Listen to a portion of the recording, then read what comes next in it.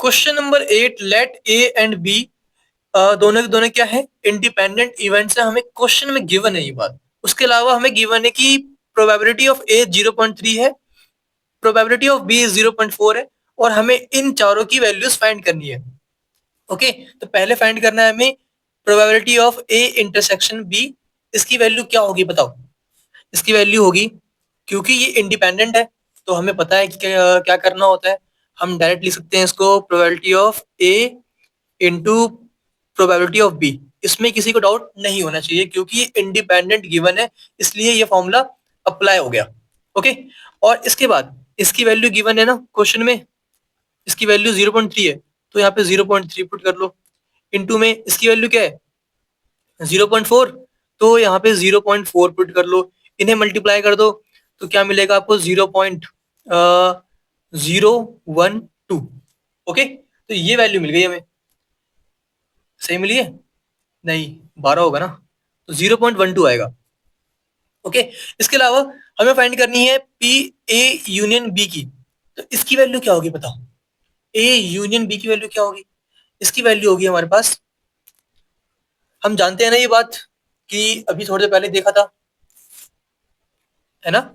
इसे यूज कर लो। इसकी वैल्यू होगी probability of A plus probability of B minus probability of A intersection B. तो वैल्यू स्प्लिट करो और आंसर मिल जाएगा। तो इसकी वैल्यू क्या है? इसकी वैल्यू है हमारे पास 0.3। ओके, प्लस इसकी वैल्यू क्या है 0.4। ओके, और इसकी वैल्यू क्या है अभी हमने जस्ट निकाली है 0.12, तो माइनस का 0.12। ओके, अब ये सॉल्व कर लो आप। 0.3 प्लस 0.4 0.7 होगा, 0.7 माइनस 0.12 ये आने वाला है हमारे पास 0.58 आएगा मेरे ख्याल से। ठीक है, चेक कर लेना। इसके अलावा अब हमें ये निकालना है थर्ड। थर्ड को मैं यहाँ पे सॉल्व कर रहा हूँ। ओके, अब बताओ इसकी वैल्यू क्या होगी। इसे हम क्या बोलते थे, प्रोबेबिलिटी ऑफ ए जब बी हो चुका। तो ये नया तो कुछ भी नहीं है, पहली एक्सरसाइज में हमने यही सॉल्व किया है पूरी।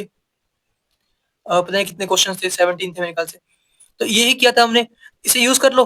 तो इसकी वैल्यू क्या होगी, प्रोबेबिलिटी ऑफ ए, ए और बी है तो ए इंटरसेक्शन बी अपॉन में नीचे क्या आएगा, नीचे क्या है बी है ना, तो नीचे आएगा प्रोबेबिलिटी ऑफ बी। इसकी वैल्यू क्या है अभी जस्ट हमने फाइंड किया था ऊपर, ये रहा ना 0.12। इसकी वैल्यू है 0.12 डिवाइड में प्रोबेबिलिटी ऑफ बी की वैल्यू क्या है 0.4। ओके, इसे सॉल्व कर लो और आपको आपका आंसर मिल जाएगा। तो ये पॉइंट हटा, नीचे 0 आएगा। ओके, तो ये आ चुका है 12/40 मतलब 0.3। हाँ, ओके, 0.3 आएगा। इसके अलावा इसे सॉल्व करते हैं। तो ये क्या होने वाला है, यहाँ पे b अपॉन ए है तो ए और बी की बात हो रही है, तो ए इंटरसेक्शन बी अपॉन में नीचे क्या है ए है ना, तो प्रोबेबिलिटी ऑफ ए आएगा। ओके, इसकी वैल्यू क्या है 0.12 और इसकी वैल्यू क्या है ए की 0.3।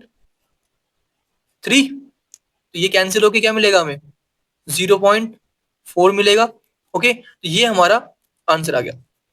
ठीक है, बस आपको इतना ही करना था, सिंपल सा क्वेश्चन।